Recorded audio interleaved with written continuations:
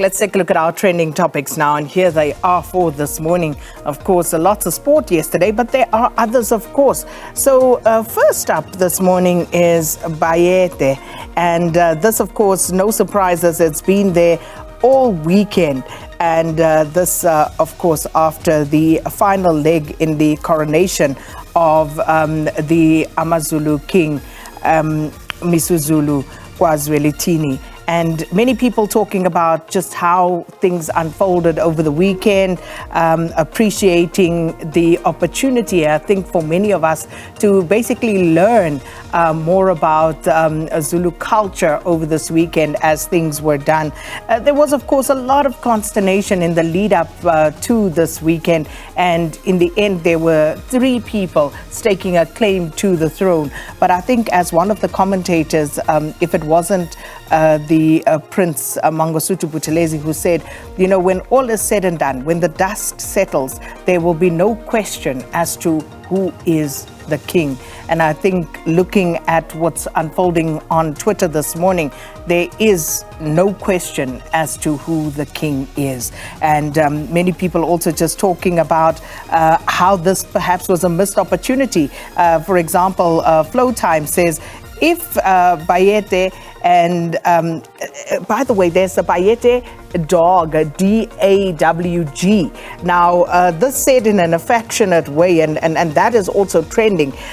So Flow Time says, if Bayete dog was white, they would have used yesterday's event to raise millions from selling branded T-shirts, cups, and other things from Cape Town to Musina. So reflecting that perhaps that was a bit of a missed opportunity there.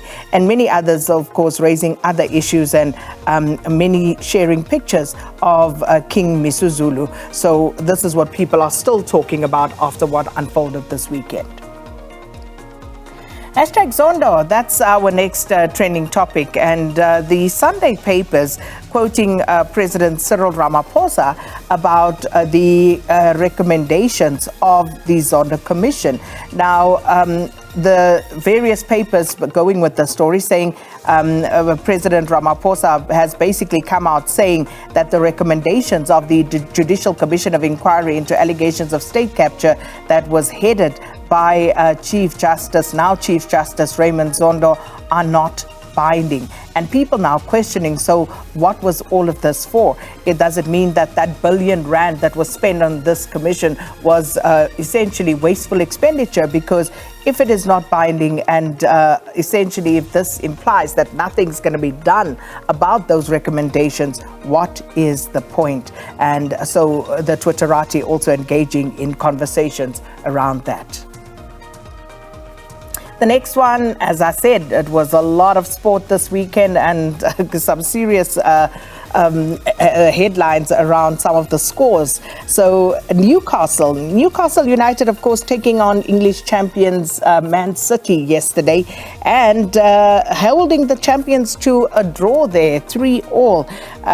And basically, you know, there was again comparisons between what was happening there and elsewhere, because if you look at some of the other leagues, people were saying you see the champions, the former champions in other leagues flying. Bayern winning 7-0, PSG winning 7-1, and then you come to the EPL and you see City being held by Newcastle, and people just basically comparing the strength of these various leagues as well. But of course, Newcastle taking quite a few of the plaudits there for a great match against champions Manchester City. The next one is Tuchel. Tuchel is, of course, the head coach of Chelsea, and they went down yesterday. They lost 3-0 to Leeds. But the issue around Tuchel is, of course, that ban that was imposed on him. Now, you would remember in last week's match, Chelsea against Tottenham, there were a few touchline incidents involving the coaches, Tuchel and Tottenham's Antonio Conte. And then subsequent to all of this, they were both red carded at the time, but it has now emerged that Tuchel has been banned. He's been handed a one-match ban, but Conte has not. Also, it seems Tuchel has been fined £35,000 and for Conte, he apparently has been fined 15,000. So this is, of course, being questioned by Chelsea as well. Why the difference in the sanction for both? But Tuchel was on the touchline yesterday, and it is said because there is the suspension is in abeyance because they are still awaiting written responses for what has happened. So that's why Tuchel is trending. And finally, the one that takes place tonight. Man United, Liverpool at Old Trafford. And there you have it. This has been trending for a few weeks now. Empty Old Trafford. The Man United faithful not happy, and they want to make their voices heard. They want to make their sentiments felt.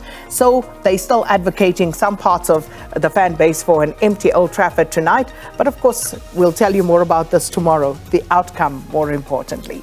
So those are your trending topics this morning.